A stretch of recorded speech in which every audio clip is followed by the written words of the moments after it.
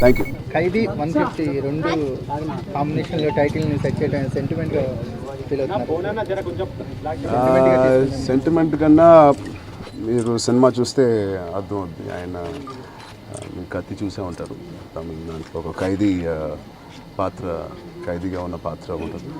దాంట్లో ఆయన ఖైదీ నంబర్ 150గా వచ్చింది. సో అలాగా కథపరంగా చాలా దగ్గరగా ఈ టైటిల్కి దగ్గరగా ఉంటుంది. టీజర్లో చిరంజీవి గారి స్టైల్ వరకే పరిచయం చేశారు.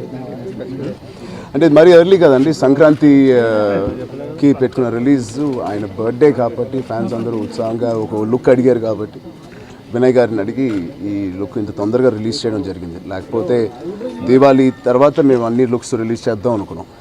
సో ప్రస్తుతానికి కొంచెం దీవాళీ వరకు వెయిట్ చేయాలి. మిగతా ఆయన ఫస్ట్ లుక్ అన్నీ రిలీజ్ చేయడానికి, పూర్తిగా ఆయన కనిపించడానికి.